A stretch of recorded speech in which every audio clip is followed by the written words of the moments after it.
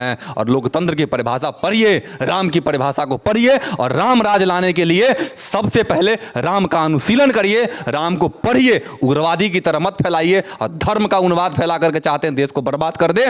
तो हम भी युवा हैं और युवा बिहार का भविष्य है और बिहार के भविष्य युवा कैसे है ये माननीय उप मुख्यमंत्री जी सत्ता पे बैठ करके दिखा दिए हैं। जब हमारे पास थोड़ी पावर है तो हम इतना कर सकते हैं, जब हम पूर्ण पावर में आएंगे तो बिहार की विकास की ऐसी गति में हम ले जाएंगे और सारे रथ यात्रा फेंका जाएगा। जब पहले भी रथ यात्रा निकला था वो भी फेंकाया था और आज भी रथ यात्रा निकलेगा वो भी फेंकाएगा। रोजगार का रथ यात्रा चलेगा और उस रथ यात्रा को लेकर के हम लोग पूरे बिहार में चलेंगे।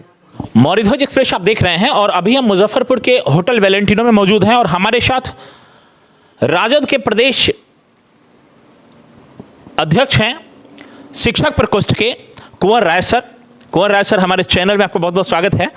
मौर्यध्वज एक्सप्रेस की तरफ से आपको नए साल की बहुत हार्दिक शुभकामनाएं। चंदन ठाकुर सर जो प्रदेश के सचिव हैं राजद के, ये भी शिक्षक प्रकोष्ठ के हैं। हालांकि शिक्षक प्रकोष्ठ में अभी कई सारे फेरबदल, कई सारे नए संभावनाओं का अभी बहुत सारे लोगों के अंदर भी ज्वार उमड़ रहा है, क्योंकि शिक्षक की जो भर्तियां जिस स्तर की अभी चल रही है, देखिए चूंकि सरकार वही होती है, काम करने का तरीका सबका अलग अलग होता है। अभी सबसे पहले कुंवर राय सर, क्योंकि आप तो प्रदेश अध्यक्ष हैं और शिक्षक प्रकोष्ठ के हैं, इसलिए हम आपसे जानना चाहेंगे कि अभी डोमिसाइल नीति को हटा करके कितना बेहतर किए हैं बिहार के युवाओं के लिए। आपने नौकरी दिया, बहुत अच्छी बात है, कितना बेहतर किया आपने? अभी जो बिहार में शिक्षक बहाली हुई है, बिहार पब्लिक सर्विस कमीशन के द्वारा लगभग 2 लाख शिक्षकों की नियुक्ति हो चुकी है और उसका पोस्टिंग भी हो रहा है। 1,20,000 का तो एक दिन में हो गया और फिर बाकी का शुरुआत हो रही है। और ये जो शिक्षक का जो दायरा था, पैमाना था, मापदंड था, उसको बढ़ाने के लिए और हर विद्यालय में उपयुक्त शिक्षक जितने छात्र हैं उनके अनुसार शिक्षक के देने के लिए हम लोग संकल्पित थे। और हमारे युवा नेता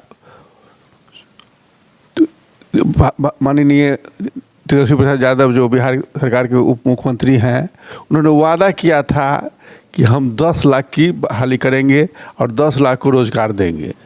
उसी क्रम में हमारा नेता तेजस्वी प्रसाद यादव माननीय मुख्यमंत्री नीतीश कुमार से मिलकर जो बहाली की प्रक्रिया कर रहे हैं, 4,44,000 नियोजित शिक्षकों को सरकारीकरण करने का काम ने किया है। मेरा कहना है कि सरकार कल भी थी, आज भी है, पद कल भी खाली था, आज भी खाली है और नीतीश जी भी 12 साल से मुख्यमंत्री लगातार हैं। तो ये बहाली तो पहले से भी होना चाहिए था, लेकिन युवा के आने के बाद युवाओं के प्रति जो दर्द होना चाहिए तेजस्वी यादव जी को, उस दर्द को इन्होंने समझा है और अभी तक सभी विभाग में लगभग 5 लाख बहाली हो चुकी है, जिसमें 2 लाख के लगभग शिक्षकों की बहाली हुई है। और शिक्षा जगत में जो इनका जो देन है कि हर गांव में, हर टोला टपरी में जितना प्राथमिक हो, माध्यमिक हो या उच्च विद्यालय हो, माने हायर सेकेंडरी हो, सब में शिक्षक को देंगे, भवन देंगे और एक विद्यालय में भवन का निर्माण हो चुका है और उपयुक्त शिक्षक भी हो गया। जहाँ तक महिला शिक्षक दुखी हैं कि उनका बहुत सुदूर देहात में पोस्टिंग हो गया है, तो उस संबंध में हम लोग की बात हुई है, शिक्षा मंत्री से बात हुई है, माने उप मुख्यमंत्री से बात हुई है कि ये जो माने ये सब चरण ख़त्म हो जाता है, उसके बाद हम लोग दूसरे चरण में जितने महिला शिक्षक है उसको गिरी प्रखंड में लाने का प्रयास करेंगे और निश्चित रूप से जो 2025 के पहले उसको हम लोग अपने गिरी प्रखंड में ले आएंगे। जहाँ तक नियोजित शिक्षक जो सरकारीकरण हुआ है, गांव में रह के राजनीति करते हैं, उस पर भी हम लोग विचार कर रहे हैं कि जो नियोजित शिक्षक अपने पंचायत में है उनको दूसरे प्रखंड में हस्तांतरण करने की बात भी हमने CM और डिप्टी CM और शिक्षा मंत्री से किए हैं कि ये पंचायत में रह के पढ़ाने का कम काम कर रहे हैं और राजनीति ज़्यादा करते हैं। और शिक्षा को हमको स्तर को ऊंचा उठाना है, ठीक करना, और शिक्षा ही मंदिर है। यदि जो परिवार शिक्षित हो गया वही उसी की इज्जत, प्रतिष्ठा और मान मिलता है, चाहे वो दलित हो कि अति पिछड़ा हो कि उच्च जाति के लोग हों, चाहे जो भी लोग हों, जो शिक्षित होता है उसी की मर्यादा होती है, उसी इज्जत होता है, उसी का सम्मान होता है और उसी के परिवार विकास की ओर आगे बढ़ता है। हमारा सवाल था सर कि डोमिसाइल नीति को हटाने के बाद जिस प्रकार से, चूँकि हमारे बिहार के जो युवा हैं उनको नौकरी के लिए बाहर जाना पड़ता है, आप बाहर वाले लोगों को यहाँ भर रहे हैं। ये बिहारियों के साथ कितना, मतलब यही बिहारी लोग जब बाहर जाते हैं तो उनके साथ भेदभाव, कई सारी चीज़ झेलना पड़ता है, लेकिन आप डोमिसाइल हटा करके बाहर वाले को यहाँ भर रहे हैं। इसको लेकर के काफ़ी सारे युवा नाराज हैं। इसको लेकर क्या कहेंगे? ये मेन सवाल ये था। ये जो मेरा बिहार है, बुद्ध की धरती है, चाणक्य की धरती है, और महात्मा गांधी यहीं से आंदोलन किए थे चंपारण से। यह जो बिहार मेरा है बहुत ज़्यादा माने धार्मिक विचार से चलते हैं, और हम पूरे देश हमारा है, हम देश के रहने वाले हैं, और हर ये नियम है कि हर स्टेट में हर आदमी का नौकरी होता है। जो नियम जो है उसको हम लोग पालन किए हैं, और ये हम लोग अपनी मानसिकता को ऊपर उठा के इस तरह का कार्य किए हैं कि हम पूरे देश में रहते हैं, और पूरे देश के लोग जो सक्षम होगा, हमको शिक्षा को उस स्तर को बढ़ाना है, न कि मुख्य मुद्दा ये कि शिक्षा का स्तर कैसे सुधरे। चूँकि सबसे बड़ी बात है, आप ही के एक मंत्री थे जिन्होंने बयान दिया था कि क्वालिटी की यहाँ कमी है, और वो हालांकि 10 साल और 12 साल रहने के बाद अगर एक मुख्यमंत्री के साथ रहने वाला मंत्री अगर इस प्रकार का बयान देता है तो आखिर आपने अभी तक क्या किया? और जैसा कि आपने अभी कहा कि सरकार वही है, मुख्यमंत्री भी वही है, आखिर अचानक इस प्रकार का अगर लोगों को तुरंत नौकरी मिलना अगर शुरू हुआ है तो एक अच्छे सोच का नतीजा है। और हमारे साथ चंदन जी हैं, और आपके सरकार में अभी जितने उथल पुथल, राजनीतिक उथल पुथल जो भी चल रहा है, नीतीश कुमार जी पुनः अपने पार्टी के अध्यक्ष बन गए हैं। ऐसे समय में क्या लग रहा है कि सरकार की जो स्थिति है अभी वर्तमान में, आप लोगों को क्या इसे लग रहा है कि अभी जो नीतीश कुमार फिर पलटी मार सकते हैं? चूँकि आप ही के नेता का कहा नाम था उस समय कि पलटू चाचा हैं, पलटू चाचा कब, क्या फिर से पलटी का कुछ ऐसा लग रहा है क्या कि अभी जो स्थिति है? देखिए, सबसे पहले तो आपको बता दें, पलटी मारेंगे, ये करेंगे, तो सबकी अपनी अपनी व्यक्तिगत एक विचारधारा होता है, पार्टी की अपनी एक लॉबी होती है। लेकिन अभी वर्तमान में जो हमारी सरकार है, महागठबंधन की सरकार है, श्री नीतीश कुमार जी के नेतृत्व में और तेजस्वी यादव जी के नेतृत्व में जो सरकार चल रही है, हम आपको पूरे विश्वास के साथ कहना चाहते हैं कि 2025 के चुनाव में फिर से चाचा भतीजा एक बार साथ में चुनाव लड़ेंगे, और तब तक हम सरकार चला रहे हैं जब तक हम मोदी जी को 24 में हटा करके और 25 में आदरणीय तेजस्वी जी को एक युवा बिहार को, युवा विकल्प को जब तक बैठा न दे, तब तक आप निश्चिंत रहिए, और आप निश्चिंत रहिए कि सरकार 25 तक हमारे साथ चल रही है। जिन युवाओं की आप बात कर रहे हैं कि हमारे सबसे उप मुख्यमंत्री जी जो युवा हैं, वास्तव में कर्मठ नेता हैं, बिहार के लिए उन्होंने जो किया अभी तक जो देखने को मिल रहा है, शायद हम लोग इस प्रकार की क्रांति शिक्षा के क्षेत्र में देख रहे हैं। लेकिन अभी जो स्वास्थ्य के क्षेत्र में जैसा उनका काम था, चूँकि स्वास्थ्य मंत्री भी हैं वो, और स्वास्थ्य मंत्री जिस समय वो विपक्ष में थे उस समय उनका रात को हम लोगों को फोटो मिलता था, रात वाला विजुअल मिलता था, रात को कई हॉस्पिटल का सर्वे। उसके बाद से अभी हॉस्पिटल जाना उनका बंद हो गया, जैसा कि स्थिति हम लोग मुजफ्फरपुर में है। SKMCH का हाल देखिए, बहुत बेहतर स्थिति में नहीं है। तमाम वहाँ से जो समस्याएं हैं, जस का तस पड़ा हुआ है, स्थिति बद से बदतर होती जा रही है। इसको लेकर के अब उनका फोटो नहीं आ रहा है, क्या कहना चाहिए? बिल्कुल नहीं आ रहा है, आपका कहना भी सार्थक है।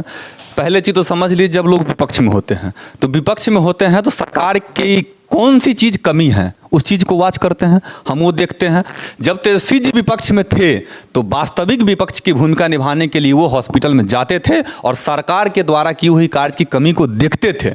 अब जबकि उन्होंने विपक्ष में रह करके सारे हॉस्पिटल को घूमा है, तो जब अब उनको काम करने का मौका मिला है तो अस्पताल ना घूम करके वो अपने विभाग में एक एक चीज़ को सही कर रहे हैं और वहाँ से बैठ करके सारे चीज़ को परिवर्तन कर रहे हैं। ना कि अब हॉस्पिटल जाने से कुछ परिवर्तन नहीं होने वाला है। परिवर्तन जब अब सरकार में है और स्वयं शिक्षा मंत्री हैं, जो स्वयं स्वास्थ्य मंत्री हैं, तो अब काम है जो विभाग में जितने भी कमियां हैं उस कमियां को दूर करके और फिर जनता के बीच आएंगे और बताएंगे जो हमारा अस्पताल मॉडल, हमारा शिक्षा मॉडल, हमारा पढ़ाई लिखाई, दवाई कमाई और सुनवाई वाली जो सरकार है वो वास्तव में है या नहीं है, आपको 24 में पता चल जाएगा चुनाव में।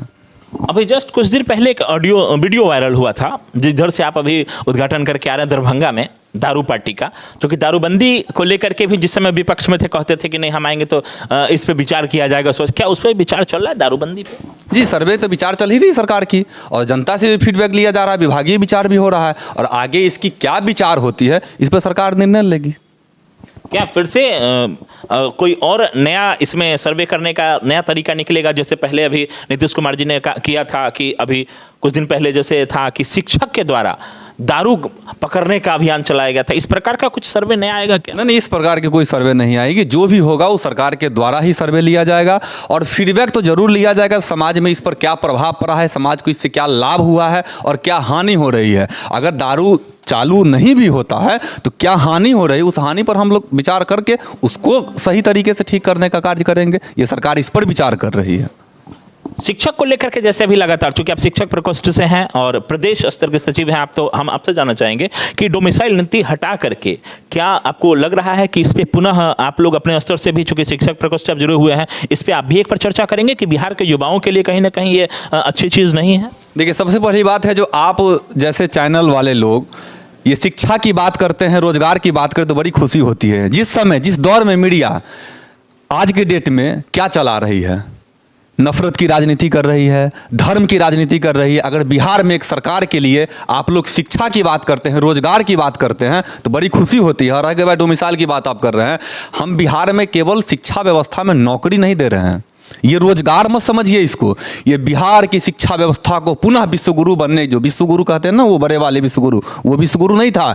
विश्वगुरु तक्षशिला और नालंदा विश्वविद्यालय था जो पूरे विश्व को विश्वगुरु कहलाता था। और हमारी शिक्षा व्यवस्था, जब बाहर के लोग आएंगे, शिक्षित लोग भी आएंगे, बिहार में ऐसा नहीं शिक्षित नहीं है, जब बाहर के लोग, टैलेंटेड लोग आएंगे, अदर व्यवस्था से टैलेंट, अदर इन विश्वविद्यालय से पढ़ करके लोग आएंगे और यहाँ की शिक्षा व्यवस्था में कार्य करेंगे, तो हमें लगता है कि बिहार की शिक्षा व्यवस्था पुनः फिर से नालंदा और तक्षशिला विश्वविद्यालय की ओर अग्रसर होगा। इसको आप डोमिसाइल में मत बांटिए। बिहार की शिक्षा व्यवस्था विश्व की जैसी सबसे बड़ी शिक्षा व्यवस्था था, हम उस पंक्ति में खड़ा करना चाहते हैं, उसको डोमिसाइल और रोजगार पर मत आंकिए। रोजगार तो मिल ही रही है, लेकिन इस शिक्षा व्यवस्था को सुदृढ़ करने के लिए तमाम देश के तमाम विश्वविद्यालय से जब लोग हर गाँव के स्कूल में जाएंगे, महाविद्यालय में जाएंगे, इंटर कॉलेज में जाएंगे, तो हमारी शिक्षा व्यवस्था क्या होगा, इस पर कल्पना करिए। जो जेएनयू से आएंगे, दिल्ली यूनिवर्सिटी से आएंगे, महाराष्ट्र यूनिवर्सिटी से आएंगे, तमाम तरह की यूनिवर्सिटी से जब लोग आएंगे तो हमारी स्किल डेवलप होगा, हमारे विद्यार्थियों की पढ़ने की व्यवस्था रुचि होगी, हमारे शिक्षक में और अभिरुचि बढ़ेगी। जो बाहर से शिक्षक आए हैं, पढ़ाने आए हैं, हमारी व्यवस्था बदल रही है। इसको आप डोमिसाइल नीति से और रोजगार से मत जोड़िए। एक सवाल और जरा राजनीतिक से ही जुड़ा हुआ, क्या इस बार, चूंकि राम मंदिर 22 तारीख को उनका राम जी वहाँ विराजेंगे, उसमें आपके इंटरनल खबर क्या है? तेजस्वी जी वहाँ जाने वाले हैं? अब अभी तक तो कोई न्योता मिला नहीं है। न्योता मिलेंगे तो फिर बात करेंगे, उस समय वो खाली रहेंगे क्योंकि सरकार चला रहे हैं, उप मुख्यमंत्री का उनको दायित्व मिला हुआ है। अगर न्योता मिलेंगे, चूँकि राम तो सबके प्रिय हैं, राम तो किसी निजी व्यक्ति के हैं नहीं। अभी आप देखे होंगे जो अभी तेजस्वी जी सब पूरे परिवार के साथ गए थे, मंदिर में मुंडन करवाए हैं, आए हैं, तो धर्म तो वो भी मानते हैं। हमारे पार्टी के पूर्व मुख्यमंत्री श्रीमती राबड़ी देवी जी जो लगातार छठ व्रत करती है और पूरे मीडिया दिखलाते हैं, तो धर्म के विरोधी नहीं है। अगर निमंत्रण मिलेगा तो उस पर विचार किया जाएगा। आपके पोस्टर को लेकर के बहुत बड़ा बवाल चल रहा था कि आपके पोस्टर में जो लिखा हुआ है कि वास्तव में ये मंदिर जाने का मतलब कुछ और उसमें बताया गया है, उसको लेकर के देखिए, उसमें तो आज भी तेजस्वी यादव जी कहे हैं, आप बाइट देख लीजिएगा तेजस्वी यादव जी का, आज भी कहे हैं जो मंदिर बनना और मंदिर, राम तो हृदय में रहता है, लेकिन वास्तविक अगर आप बताइए, जो शिक्षा व्यवस्था की बात आप कर रहे थे, अगर तेजस्वी जी भी बताने लगते दलित, महादलित और ये मुद्दा की बात भटका करके, रोजगार की बात ना करके, हम भी तो काम किए हैं। आज देखिए 84 करोड़ रुपया पुनौरा धाम के उत्थान के लिए दिए हैं हमारे सरकार।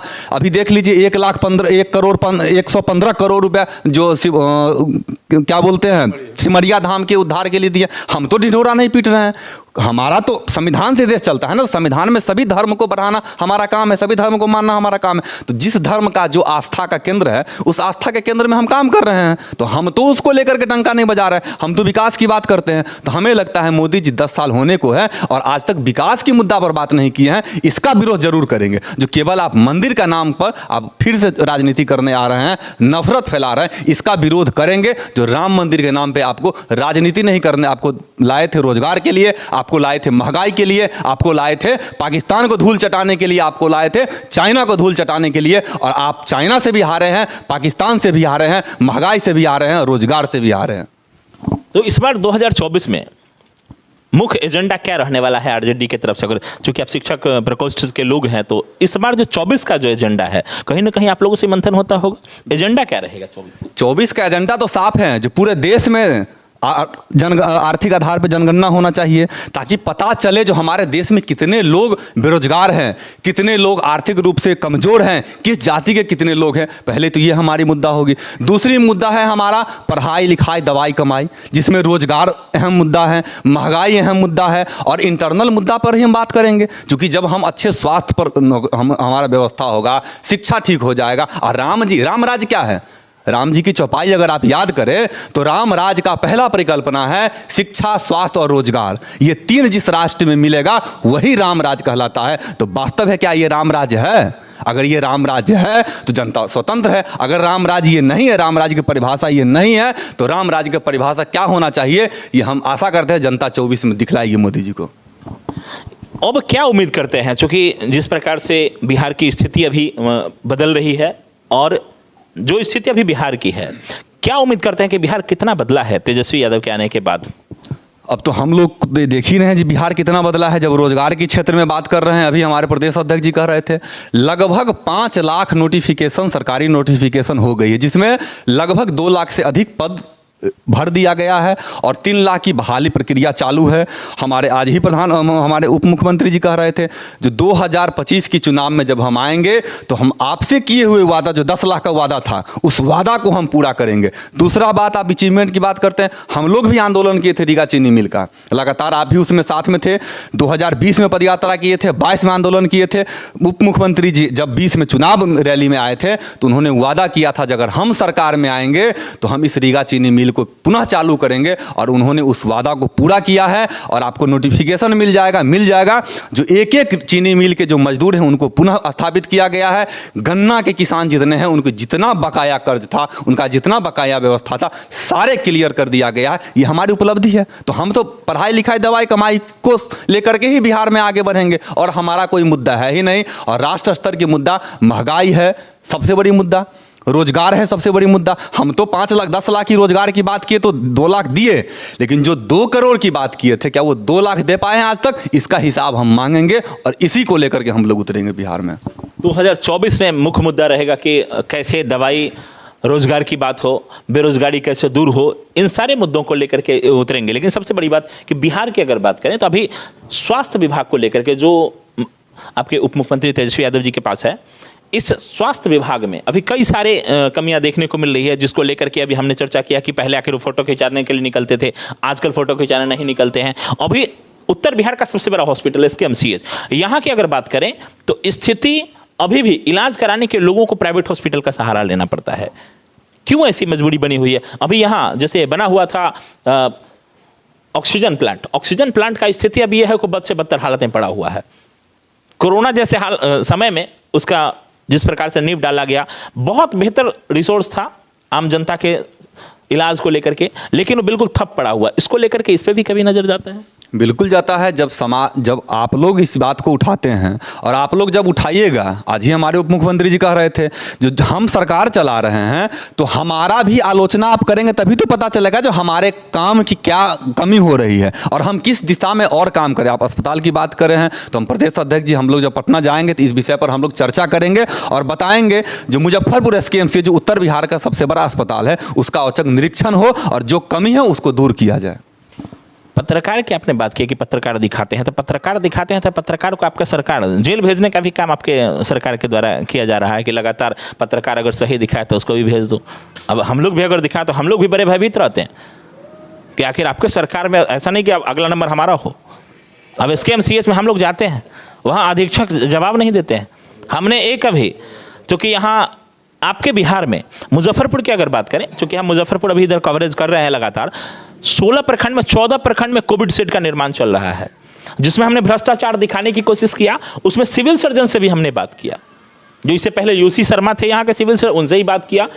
अभी जो सिविल सर्जन है मैंने उनको भी इसके बारे में संज्ञान में दिया कि जो निर्माण चल रहा है इसमें इस स्तर का भ्रष्टाचार है। और सबसे ताज्जुब, चूंकि अभी तक किसी भी साइट पे लगभग हमने 5-6 साइट का हमने सर्वेक्षण किया, एक भी साइट हमने कंप्लीट नहीं पाया। दूसरा, जो भी हमने उसमें ड्राइंग उपलब्ध करवाया, हमने उसका ड्राइंग हमने मांगा, क्योंकि टोटल चेन्नई की कंपनी है, उसमें कुछ इंजीनियर है जो हिंदी समझते ही नहीं है, उनको केवल तेलुगु आता है। इंग्लिश में हमने उनसे कोशिश भी किया, बात भी किया, लेकिन वो कंप्लीट जवाब नहीं दे पाए। जो उनका ड्राइंग है वो बिल्कुल डिफॉल्टर है, चूंकि कहीं से भी उसमें सिग्नेचर नहीं किया हुआ है। एक्सिक्यूटिव स्तर का पदाधिकारी, इंजीनियर, उनसे जवाब लिए, वो नहीं जवाब दिए। न आपका डीएमसी जवाब दे रहा है, न आपका सिविल सर्जन जवाब दे रहा है। ऐसे समय मीडिया अगर दिखाए तो क्या दिखाए, जवाब किनसे ले? अगर आपसे हम पूछे कि इस प्रकार का जो भ्रष्टाचार, इसके बारे में कुछ संज्ञान में है आपके? जी जी, बिल्कुल संज्ञान में है, और हम तो मुजफ्फरपुर के रहने वाले ही हैं, तो हमारा संज्ञान तो अपना क्षेत्र के लिए सबसे ज़्यादा रहता है। दूसरा चीज़, आप बात की है जी मीडिया की बात, तो पहला चीज़ तो समझ लीजिए, सरकार का काम मीडिया को ना जेल भेजना है, ना मीडिया को बचाना है। किसी को बचाना और जेल भेजना ये कानून की व्यवस्था है। ये कोर्ट उनको, जिनकी बारे में बात कर रहे हैं, कोर्ट ने ही अंदर भेजा था और कोर्ट ने ही उन्हें बाहर किया। आप सच्चाई अगर दिखाइए, अगर ऐसी बात रहता तो पूरे देश में मीडिया तो बिक चुका है, तो हम कितने को जेल भेजे? बिहार में भी उस मीडिया के चैनल हैं जो चल रहे हैं, हमने किसी को जेल तो नहीं भेजा है। अगर आप आक्रांता फैलाएंगे जिससे समाज में उपद्रव फैलेगा, समाज को हानि होगा, तो स्वाभाविक बात है कानून के धज्जी अगर आप उड़ाएंगे तो आपको जेल होना तय है। और अभी तो अमित शाह से पूछ लीजिए, अभी तो कानून व्यवस्था वही लगातार चेंज किए हैं। आरटीओ वाला 3 दिन से भी बंद है, तो कानून व्यवस्था तो वही किए हैं, उनसे तो सवाल नहीं करता है कोई मीडिया। क्यों नहीं करता उनसे सवाल? क्यों? आखिर जो है सो व्हीकल रूल फिर से लागू कर दिए हैं। आखिर गरीब ड्राइवर जो 4,000, 5,000, 10,000 की नौकरी करता है, उस पर ऐसी कानून थोपा जाए। हमारा अगला सवाल आपसे यही था, क्योंकि अभी जो कानून वो लेकर के आए, और जब इस प्रकार का 5 दिन तक लगातार, चूंकि बिहार में तो 2 दिन रहा, लेकिन अन्य राज्यों में 29 तारीख से ही हड़ताल था। 2 राज्यों में अभी, चूंकि उत्तर प्रदेश और बिहार की अगर बात करें तो लगातार अभी 1 तारीख और 2 तारीख 2 दिन हड़ताल था। तो 2 तारीख को रात में अचानक एक गाइडलाइन जारी किया गया कि अभी ये सिर्फ प्रस्तावित है, कानून लागू नहीं किया गया है, इसलिए अभी तमाम जो लोग हैं, जितने भी ड्राइवर भाई हैं, सब लोग जो है सो अपना अपना काम पे चले जाए। क्या लग रहा है इसमें, इसको कैसे देखते हैं? हार देखते हैं आप, अपनी जीत देखते हैं ड्राइवर भाइयों के लिए? जो चूंकि हम लोगों ने खबर दिखाया था, बहुत लोग ऐसे पीड़ित थे ड्राइवर जिनका वेतन जम्मू कश्मीर से चलता है, आसाम तक जाता है, जिनका वेतन 300 रुपए डेली के हिसाब से अगर देखें तो 8,000, 9,000, 10,000। हमने कई ड्राइवर से बात किया जिसने कहा कि नहीं, हमारी वेतन तो सर 8 से 10,000 रुपए है। उसके ऊपर अगर जुर्माना के साथ साथ 7 लाख रुपए जुर्माना और 10 साल की जेल, क्या स्थिति होगा? और उसके बाद जब इस प्रकार का हंगामा होता है तब अपना यू टर्न लेते हैं, जैसे किसान वाले में हुआ था। कैसे देखते हैं इसको? देखिए, सबसे पहली बात है जो आप भी जानते होंगे, जब से मोदी जी की सरकार बनी है, लगभग 10 साल होने को है, तब से आज तक हमें नहीं लगता जो मोदी जी कोई नया काम किए हैं। या तो किसी चीज़ को बदलना हो, या किसानों की व्यवस्था को बदलना हो, या कानून को बदलना हो, किसी संस्था का नाम बदलना हो, किसी संस्था के नाम को पुनः से इस तरफ करना हो, या पुनः चलती हुई जो योजना था उस योजना को बढ़ा चढ़ा करके अपने पर जोड़ना हो। हमें लगता है जो नरेंद्र मोदी की सरकार, भाजपा की सरकार जो बनी है देश में, आज तक बिहार में या पूरे देश में एक नया काम बता दे जो उन्होंने अपने स्तर पे किया हो और उससे जनता को फायदा हुआ होगा और जनता खुशी से उसको एक्सेप्ट किया होगा, ऐसा एक काम बता दे। ऐसा एक काम नहीं है जो वो बता सकते हैं जो हमारा हुआ है। क्यों ऐसा नहीं हुआ है? क्योंकि उनको राजनीति केवल नफरत फैला करके करना है। क्योंकि वो किनके साथी हैं आपको नहीं पता है। जब देश में ब्रिटिश की साथ सरकार थी ना, तब उनके साथ इनका सरकार था। बंगाल में देख लीजिए, जो हिंदू महासभा और मुस्लिम लीग की सरकार बनी थी, इतिहास पढ़ लीजिएगा, उस समय भी सरकार जो है हिंदू महासभा मुस्लिम लीग मिल करके बंगाल में सरकार बनाया था, कांग्रेस को हटा करके। तो आप जान लीजिए इनकी साथी हैं, और केवल हिटलर शाही का रूल ये लागू करते हैं। देश की जनता, देश की व्यवस्था, देश की भावना से इन्हें तनिक भी मतलब नहीं है। ये देश का नब्ज समझ लिया है। जो हिंदू हिंदू करेंगे, भगवान के नाम लेंगे, तो लोग इस पर नफरत करेगा, लोग इस पर ताना कसेंगे। चूंकि रोजगार की बात करेंगे तो हम बताएंगे देखो देखो तुम्हारे भगवान का विरोध कर रहा है, इस सनातन धर्म का विरोध कर रहा है। जबकि सनातन धर्म आज का धर्म नहीं है। हमें लगता है जो पूरे देश सनातन धर्म को मानता है, और इस हमारा देश तो संविधान से चलता है। जो सनातन धर्म के मानने वाले लोग हैं, जो क्रिश्चियन के मानने वाले लोग हैं, जो ईसाई के मानने वाले लोग हैं, जो मोमडम के, सब अपने अपने धर्म को मानते हैं और अपने धर्म पे चलते भी हैं। लेकिन ये सरकार अपनी धर्म पे नहीं चलते। जिस राम की बात करते हैं उस राम को ये शर्मसार कर दिए हैं, जो सत्ता छोड़ करके मर्यादा के लिए वन में निकल गए थे, और ये सत्ता पे बैठ करके जो है सो निरंकुश शासन कर रहा है। तो ये राम की सबसे बड़ी आलोचना करते हैं, और सबसे ज्यादा तो भगवान राम का ये अवहेलना किया है। क्या इस बार जो है अब जो स्थिति बन रही है बिहार में अभी उनका जो काम आपने बताया कि उन्होंने काम क्या किया उसके बारे में, अभी उनका एक रथ चल रहा है। कल रथ का रवानगी हुआ है, सम्राट चौधरी उस रथ को रवानगी किए हैं। राम मंदिर में जाने को लेकर के कि जगह जगह से जाकर के अक्षत जो है निमंत्रण दिया जा रहा है, उसमें कई योजनाएं उसमें घुसी हुई है कि प्रधानमंत्री जी ने क्या क्या किया। तमाम काशी कॉरिडोर से लेकर के महाकाल कॉरिडोर, इन सभी को गिनाने का उसमें कई जगह चित्रण किया गया है। तो आपके स्तर से, जैसे कि प्रदेश अध्यक्ष जी आपके हैं, हम कुंवर राय सर, आपसे हम जानना चाहेंगे कि इस रथ का जवाब क्या होगा। देखिए, एक संस्था है झूठ बोलने का, जिसका संस्थापक अध्यक्ष नरेंद्र मोदी है, और ये सच बोलते ही नहीं है, ये डिस्ट्रीब्यूटरशिप बांटते हैं। ये शुरुआत किए थे कि 2 करोड़ की नौकरी देंगे, और बाहर से विदेश में जो काला धन उसको ला के हम 15-15 लाख सबको दे देंगे। न काला धन आया है, न 15 लाख का 15 रुपया भी नहीं किसी खाता में गया है, और सब आदमी से 50 रुपया 100 रुपया खाता में माने जमा करवा के उसके एक माने घर का जो पूंजी था 100-200 रुपया, वो भी बैंक में डलवा के उसको गरीब कर दिया गया। नहीं, वो तो उसके लिए तो उन्होंने कहा कि ये तो खैर चुनावी एजेंडा था, स्टंट था, ये जुमला था। उसके लिए अमित शाह जी ने कह दिया कि नहीं वो जुमला था, वो कहीं से जो है। अब जो है हमारा सवाल था कि अभी जैसे उनका रथ जो निकला है, उस रथ के जवाब में आरजेडी या इंडिया गठबंधन क्या जवाब देगी? वो रथ जो निकल रहा है वो तो भ्रामक है। लोग को एक माने राम के नाम पर सेंटिमेंटल रथ निकल रहा है। ये कोई सांप्रदायिक भावना से नहीं निकल रहा है कि पूरे देश को हम एक सूत्र मान के चले। ये हिंदू मुसलमान, पाकिस्तान, इंडिया और क्या कश्मीर और बिहार की बात करते हैं। इनका कोई उद्देश्य नहीं, इनका एक उद्देश्य है कि हिंदू सेंटिमेंट जगाओ, राम के नाम पर मंदिर बनाओ। भगवान तो सबके दिल में है, राम सब जगह है, और राम के लिए घर बनाएंगे। नरेंद्र मोदी का औकात है, राम सबका घर बनाता है, राम सबको शिक्षा देता है, राम सबको जिंदा रखे हुआ है, राम सबके घर में बसता है, और उसके लिए नरेंद्र मोदी घर बना के अपने को तिस्मार खां मानते हैं। वो सबका घर बना रहे हैं, वो उनका घर नरेंद्र मोदी बना रहे हैं। और सबसे बड़ी बात है, एक प्राइम मिनिस्टर, एक प्रधानमंत्री देश का हो, संवैधानिक पद होता है, उसका काम मंदिर बनाना है, उसका काम मस्जिद बनाना है, उसका काम है संविधान का पालन करना। संविधान में प्रधानमंत्री का कहीं कोई काम नहीं है कि मंदिर बनावे, मस्जिद बनावे। ये धार्मिक लोगों का काम है, ये महंत का काम है, ये पुजारी का काम है, ये वहाँ ट्रस्ट का काम है।